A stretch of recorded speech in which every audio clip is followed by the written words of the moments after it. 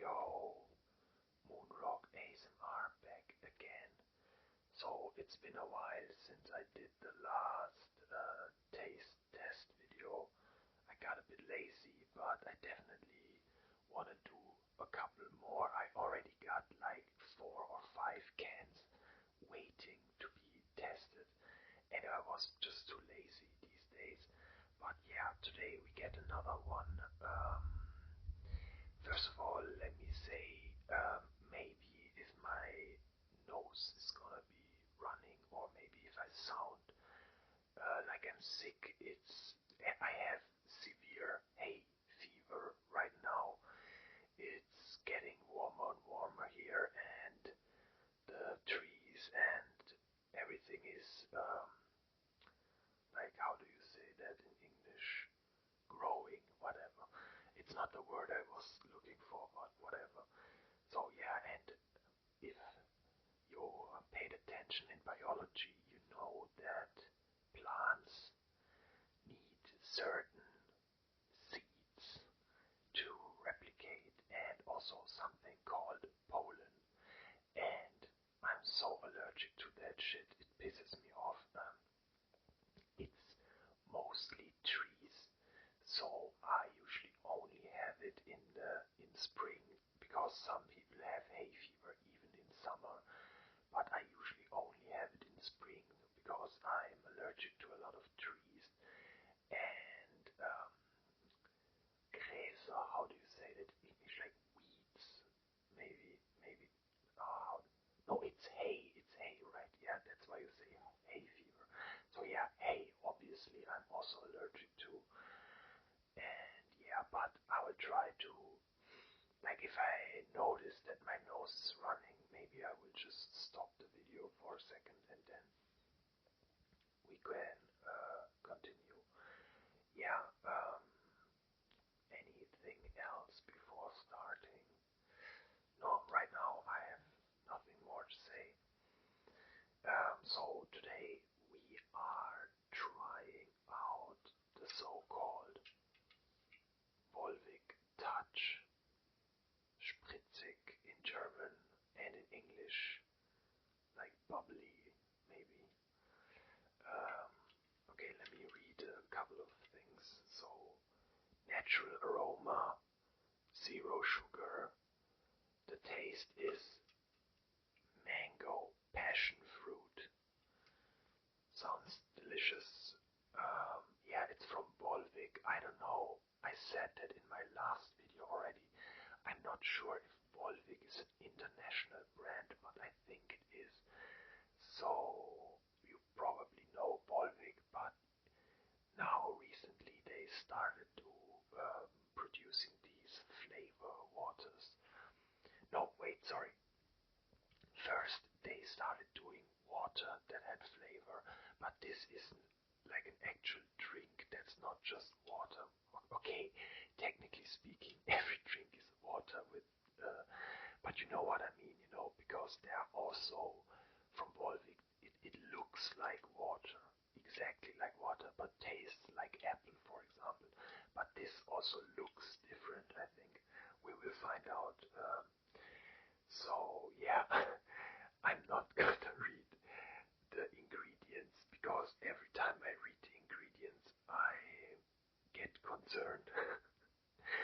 So I will just read the ones that sound good. So it's 99%, no, 99.8% spring water. Then we have CO2, obviously, souring, like lemon acid, mango and passion fruit aroma. Yeah, 0 calories, 330 milliliters.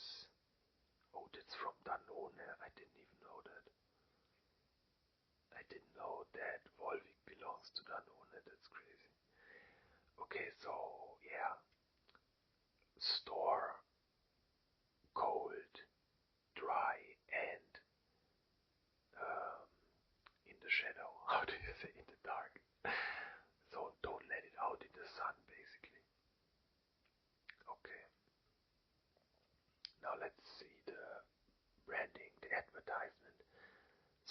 spring water from Hückelhoven. Where is it? Hückelhoven. You can't see it because of the reflection. So, selected from the makers of Volvic. Oh, it's one sentence, but they split it up in little. That's why I was confused. So it's spring water out of Hückelhoven, which means fruity mango passion fruit taste from natural aromas. Yeah, sure, surely natural. Yo, sorry, I fucked up. I accidentally showed my face. And yeah, I had to cut that out. But I used that opportunity to open the can so I don't have to stop again for the loud noise. So it's already open now. So let's do the smell test first. Similar to the last one, it doesn't smell a lot. Like I already tested one of these, it was lemon lime, and this is mango passion fruit, but it smells like maracuja, and I think passion fruit is pretty much the same. Don't really get the mango, I mainly get the passion fruit.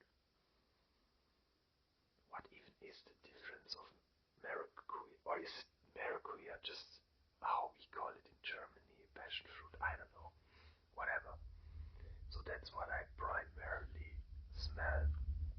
So now let's pour it in.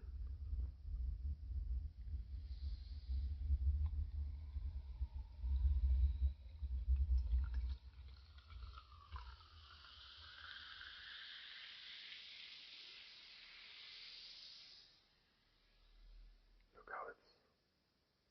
Ah, that's so amazing. Okay, we smell it once more. So it does look like water, so yeah, I talked shit unfortunately, so forget what I was saying earlier. So this is actually also just water with aroma, just like the ones I explained earlier. But yeah, so let's one more smell. Exactly the same smell, so cheers guys.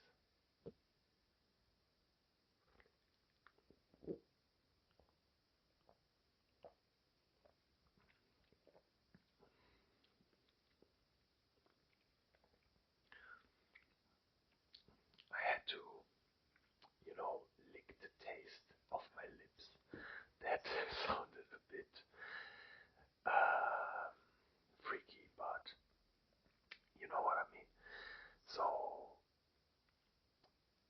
I really like the taste, not gonna lie. The first one I tried, the lemon lime one, I didn't like it all, but this one,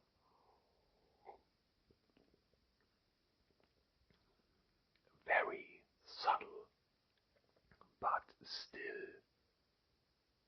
dominant taste. It's very interesting because it's like you can clearly taste that it's almost entirely just spring water and no syrup or anything.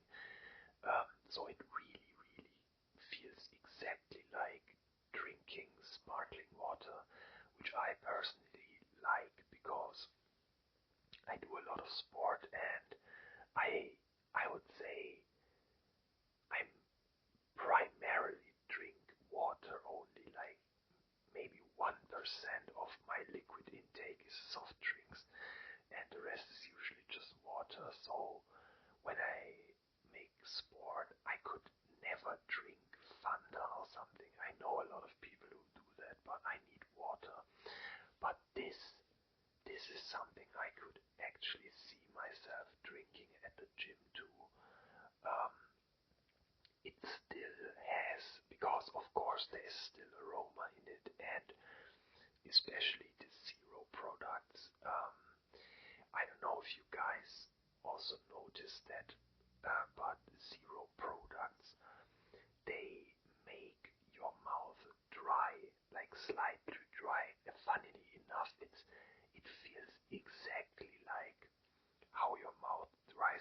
you smoke weed, it's literally the same.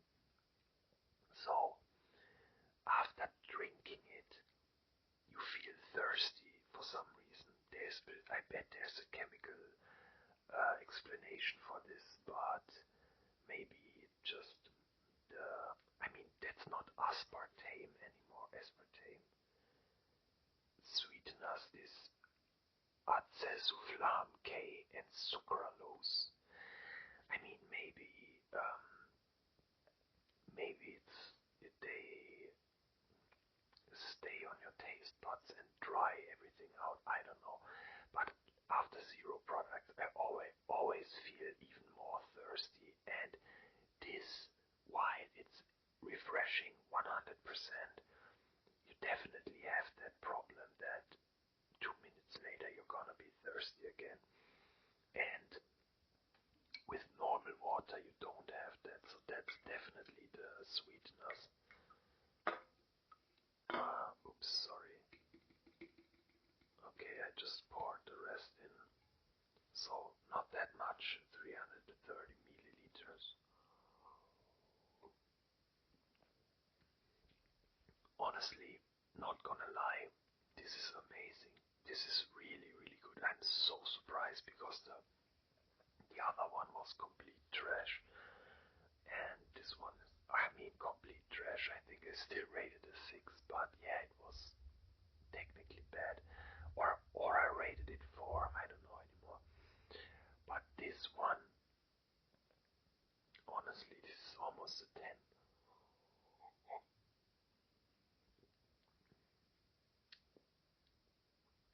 Man, I really, really like it, and it's not even cold. I also gotta keep that in mind. I am kinda tempted to give it a 10, not gonna lie.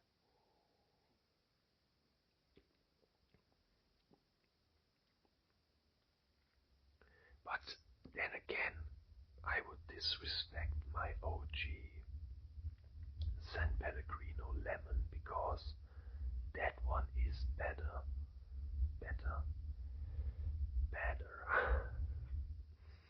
The exact opposite of what I wanted to say. Um, let me think. Maybe should we make a point 0.5 system edition that you can get 9.5 points? Or no, let's do it like this. Okay, wait, let me take one more sip.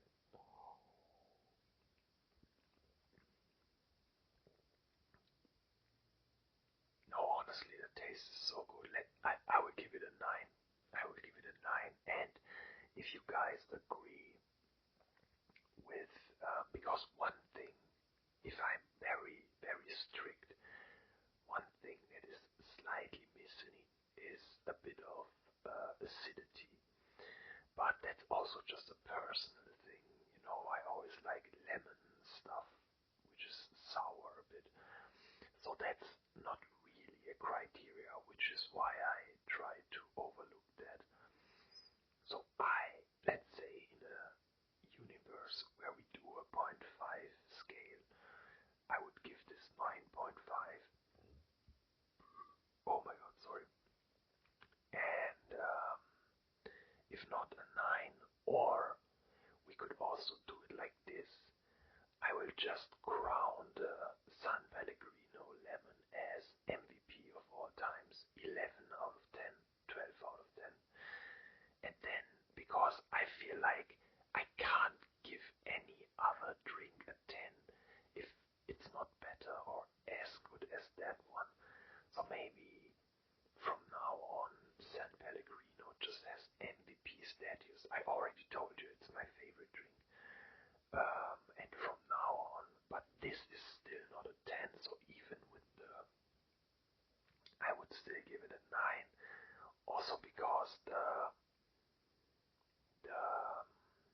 like, the, how thirsty you feel, like, not all zero products have that, but this one makes you really thirsty, to be honest, which is crazy. If, like, just think about it. I just drank 330 milliliters of water, which isn't much, but some people don't drink a lot of water, and for them this would be maybe like 1/4 of their daily intake already.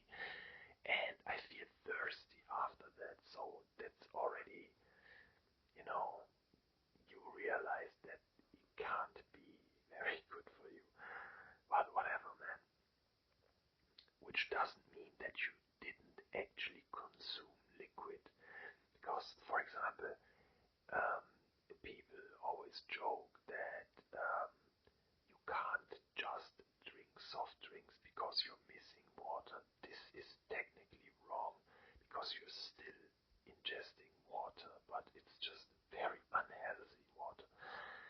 So yeah, but anyway, so this is 9 out of 10 on my scale. Yeah. So, is there any stuff we could ramble about? I just bought Diablo 4 Lord of Hatred expansion. It's gonna be released tomorrow, but probably it's gonna be already released when I'm gonna upload this video. So I'm hyped for that one. Story continues. Finally, we get one of the greater evils, the smartest one, the one that lore-wise actually to me is the most interesting one, even though the game is called Diablo. But yeah, Mephisto is a very like smart kind of demon, and the like here I don't know. I think it's just interesting that there are smart and stupid demons, and this one is a smart one. And oh my god, the cinematic trailers, guys! You have to watch the Paladin announcement trailer. It's like 2 minutes, and you gotta watch the Lord of Hatred expansion trailer. Oh my god, I came when I saw that. Oh my god, Blizzard, like art production team is always cooking 10 out of 10. That it's so amazing. I swear to God, I'm not even lying. I would pay 100 € or more for a Diablo movie. I swear to God, if the ticket would be 200 €, I don't even care. Do bring me a Diablo movie, please, please, please, please, please, please, please, Diablo movie, please. That would be amazing, and yeah, that would be really amazing. Like the way he just spawns into the world and how huge it is. It's literally like Pacific Rim, you know, kaiju. And the scene where he just gets out of there and there's like corpses falling off of him and stuff. It's so, so, so well made. And the Paladin trailer is the best one. The Paladin trailer is the best one. Like you get all the classic hammer swing and that, you know, the circling hammer, then the shield throw, and then in one scene he throws the shield and Mephisto dodges it. Mephisto still is in his human form and he dodges the shield, but he doesn't know that the shield returns, and then the shield returns and literally just hacks this entire part off, and the guy falls like this, and out of this bubble, then Mephisto is coming out, and he's like 10,000 times bigger, and just goes out. And oh my god, I love this shit so much. I just love huge CGI, eldritch horror, or Lovecraft stuff. It's, oh my god, I just fucking love it so much. Also movies like Cloverfield or Underwater and stuff. It's just so amazing to me. And yeah, like this scene where Mephisto is born is so impressive. And especially because in Diablo 2, Mephisto seemed pretty small compared to yourself. You know, he's actually seemed like maybe times the size of a human, but this new Mephisto from Diablo 4, it's like 5,000 times bigger than, like, just his fingertip is basically one human.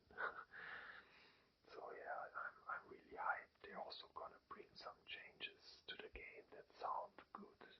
We get the Horadric cube back, which sounds amazing. And a new campaign again. Can't wait to see what, because now with the first greater evil, the story is really going to start, in my opinion, and we literally, it's like Diablo 2, or not even lying, like Diablo 4 is like Diablo 2 Act 1. Diablo 4 Vessel of Hatred is like Diablo 2 Act 2. And now Diablo 4 Lord of Hatred is like Diablo 2 Act 3. That's kind of how I compare it. So if that stays true, then maybe the next expansion might actually already be the introduction of Diablo, only for expansions, and 200 euros later, and we finally get Diablo in a game called Diablo. But yeah, I'm not complaining. I was pretty entertained, and yeah, I can't wait to try it out, definitely. Yeah. Is there anything else? Oh my god, I saw a horror movie. It was so fucking good. Oh my god.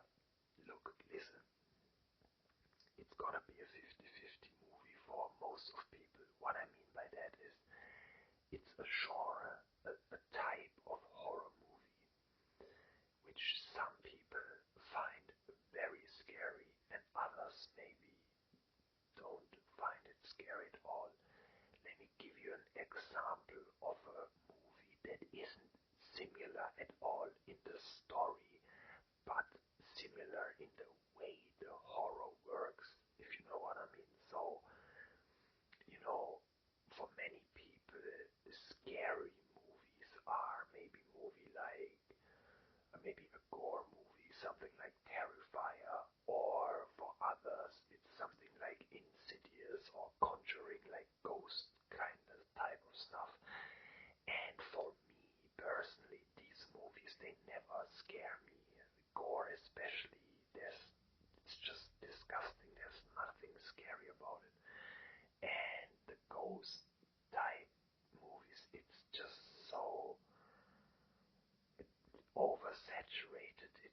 I just can't take it. It's just another doll that is cursed, or another whatever family died in that house. It's just so boring at this point, and the jump scares never work for me. Never. They're way too obvious. Only a very few movies actually jump scared me. I remember in Smile was an insane jump scare when I don't know if you saw Smile, but there's this one scene where her sister stands beside her car, and then the neck bends to the side. It looks so weird and so out of nowhere. That one actually got me. The Descent had actually two scenes that really, really got me, but other than that, I get really, really, like rarely, I get really scared. But, and there's also different types of scares, right? You can either get jump scared and you get this boom, one fast rush, and oh my god, and then phew, it's over, it's literally like a small rush.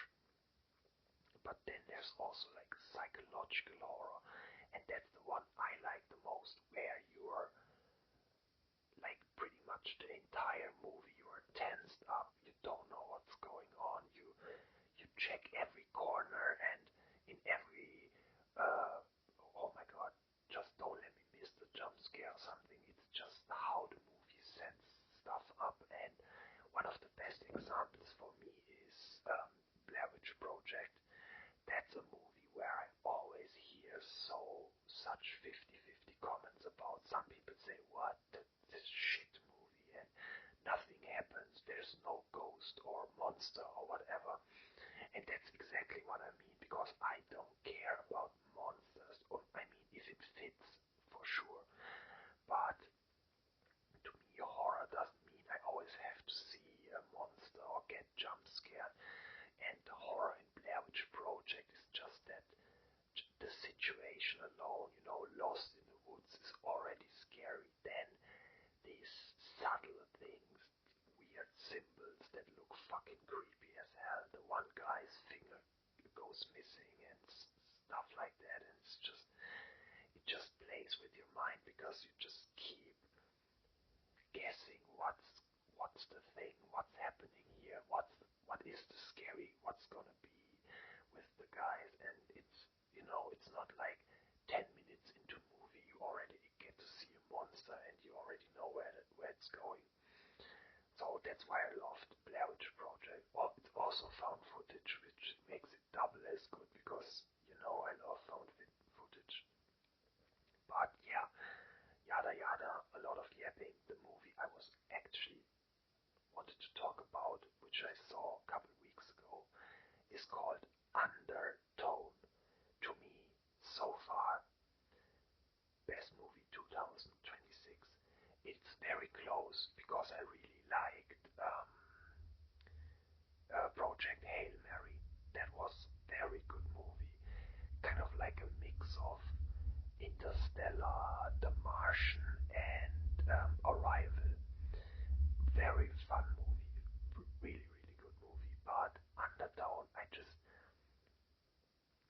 liked it more because you know when I don't realize that the movie is almost over because I had so much fun watching it, then I usually realize that it was an amazing movie. And with Hail Mary, he was very long, and there were a couple of scenes where I'm like, oh man, is this necessary now? And drag it. So yeah, that's what I loved about Undertone. It wasn't too long. It was always there was always tension in the room, and if you watch it, you have to watch it with headphones because that's the shtick of this movie. It's made for headphones. You should watch it with headphones because this movie plays a lot with sounds, knocking in one corner, knocking in another corner, like a sounds like this out of nowhere, and sometimes they come from behind you and sometimes from the front, and I swear to God, I had like 10, 15 times in this movie I was looking around in my room because it just gets you, even though you know it has to be in the movie, it's so well made, such a good idea, and just shows how important sound is for horror movies. And I'm telling you guys, oh my fucking god, that was so scary. Maybe just a quick rundown of what the movie is about. So it's a podcast host, and she does like scary podcasts with another guy, and they do it from their home. So she's basically alone at home with her mother, and her friend finds like different audio tapes. No, he doesn't. He gets them sent to him by some anonymous guy, and these sound files are so fucking creepy, especially the further it goes. And I swear to God, like, oh, I'm not even lying, like my hair was standing up, and again, not from being jump scared or something, it's just the feeling, man. I can't explain it. I literally can't explain it. I was permanently on the edge. I was permanently ready to get jump scared or fucked or whatever. And the sounds, like, the movie plays a lot of with um, backwards sounds. Like, for example, there's a song, a children's